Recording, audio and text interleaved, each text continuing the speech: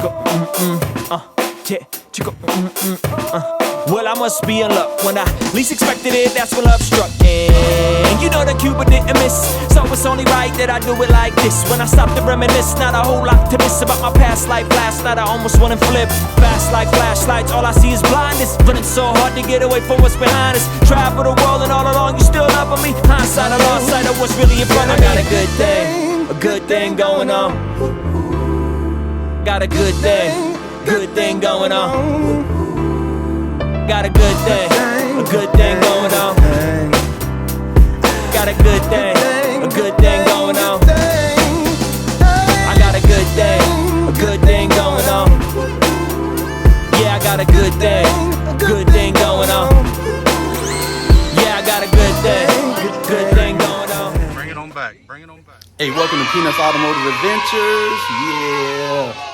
As y'all know, Peanuts on vacation with his grandmother at the moment, so he's missing in action for the moment. But I'm down here at Hill Aeromotive LLC, and I'm gonna provide you guys an update on GNX 548. But before I get into the update, let me get an official shout out to thegraphicspotva.com. If you need promotional items, anything, decals, banners, t-shirts, hats, ink pens, man, all of that, man. He does it.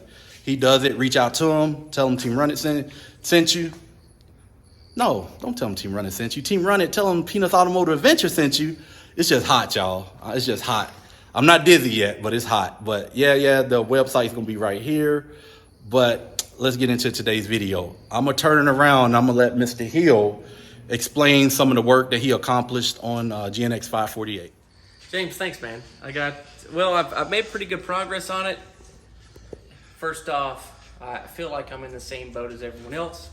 Kids, family, work, life, and this is not the full-time gig. Speak the truth, man. Speak the truth. And it's just, gosh, I wish I just need like 4 hours extra a day. If the day was like a 28-hour day, we would be solid. But see, Justin, that's why I told you I'm not in a rush, because I understand what you just mentioned. Yeah. I understand that. So, I'm not, in a rush for it. And it's a funny story, y'all. Mr. Hill got the Jeep Comanche. I sent him a picture of the Jeep Comanche, but my internet on my phone was messing up. So Mr. Hill thought that I was checking up on him with the car. I was working on it. Yeah. I've already hung stuff up in the booth. I got all the other parts hung up in there. I follow you over there. And when you texted, I was like, oh man, I'm sorry. Yeah, but it wasn't about me checking up on him. I was trying to show him this Jeep Comanche. I'm gonna put some paper down on the floor. Let me check out that cockroach over there. Where? Oh, okay. Maybe it's a stink bug.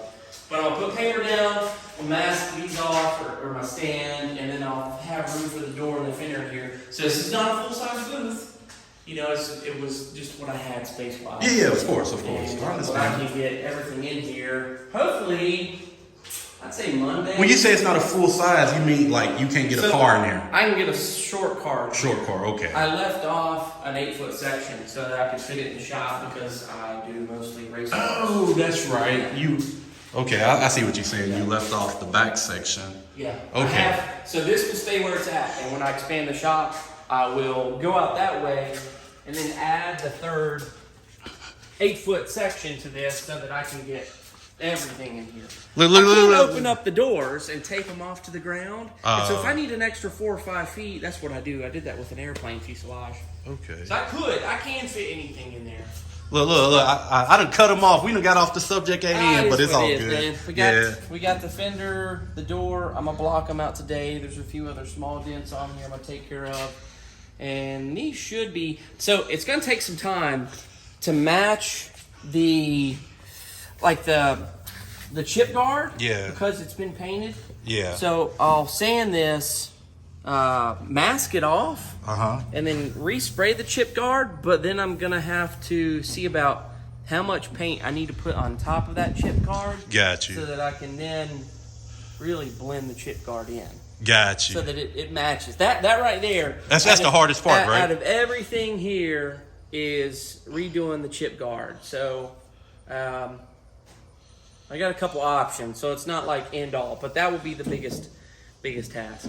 Man, I tell y'all what though, I'm still lucky that this is the only damage that car got. I got lucky, but it was the straps and being in an enclosed trailer. Just think if I had that car on the back of this trailer, it would have been bashed up. Yeah. But that enclosed trailer saved that car, you know, saved it from being totaled, and you know, but I'm lucky, but because Justin's pretty so good at what he does, he actually showed me where I thought it was just a crease here, but once he took where the crease was down here, right? Yeah, it was. And once he removed all the paint, the crease had reached way back in the middle of the door, and the only way to see that is to take the paint, remove the paint, and sure enough, he showed me where that little damage carried itself all the way up here, midpoint to the door. So, you know, it is. I guess that is when the car shifted and it punched. And it punched the rear, because it was a definite crease. It wasn't like it got drug. It was just where it got pushed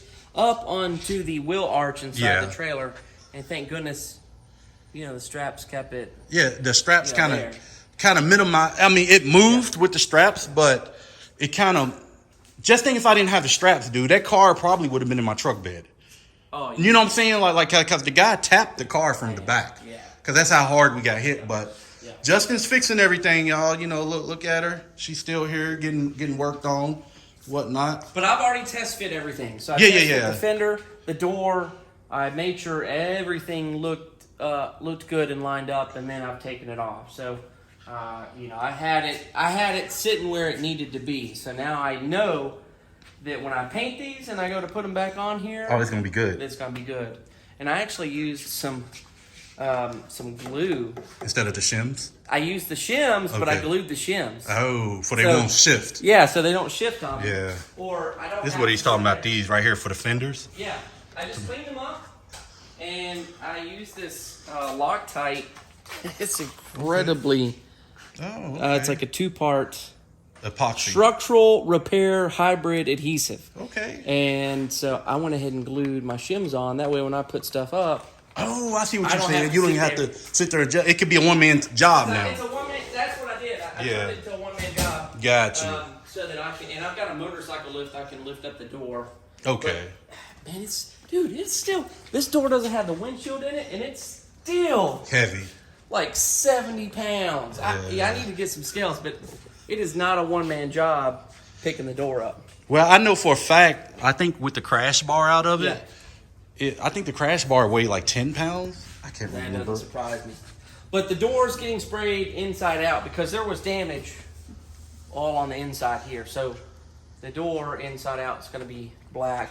I've already painted the back side of this fender, and it's an awesome product. Not like I'm trying to highlight product, but it's nice to know this stuff because it took me this is what he's talking about. To figure out what works great. Got you. And, well...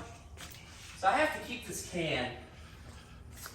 There's POR 15, and they have great products, and they have a big line. It's just my chicken scratch chassis saver. Okay. So I guess they compete for the same customers like POR 15, but I put chassis saver on any bare metal. Look at this, y'all. And it encapsulates everything. So I sanded the backside of that fender to make sure, you know, because I put some heat into it back here and welded everything, so I wanted to make sure,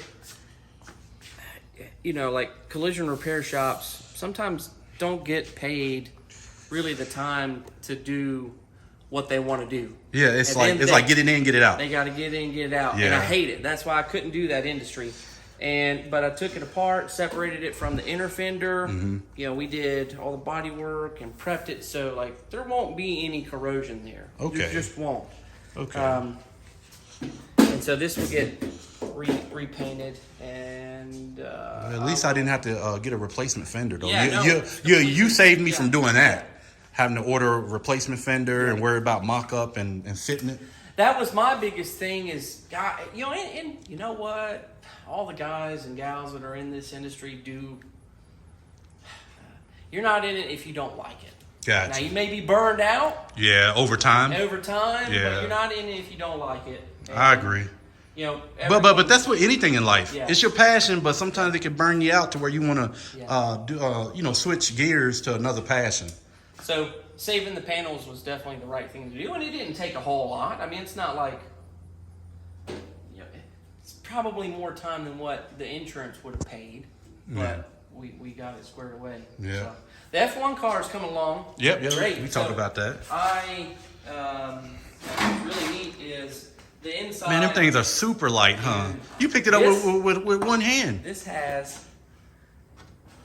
aluminum honeycomb as the core. Okay. So a lot of times it's like a kind of like a composite of some sort, but this uses aluminum as the core support. But the previous painter they didn't mask anything off, so it had blue and white overspray on the whole inside. Oh, you even took the overspray out the inside of it. Off. Okay. And because this is autoclaved, if you look at it, the surface has some shine to it. And so they didn't use pill ply. Pill ply is what I use on vacuum bagged infusion style layups. But when you autoclave it, they autoclaved it with pre-preg, so it already had the resin in it, which gave me a nice hard surface. And so I was able to coat paint stripper in here, and I pressure washed it out right away. Yeah. Now I can't put paint stripper on the outside because the outside's been sanded, and I don't want it to. Dude, if I lived closer to you, I would be down here learning from you. I ain't even gonna lie. So the tub, dude, you and I can pick this up with one hand. Dang. What, buddy? Little dude. That's the boss. Come here, Zach. Come here. That's the shop foreman right there. Yes, sir. What you got going on, little dude? Reagan said that works in the house. Reagan said bad words. Oh. Reagan said something bad? No, Reagan said bad words. Oh. What will she say? Reagan said in the house and bad words. What kind of bad words? That's a pretty bad word. You're all right, buddy. It's okay. Sometimes.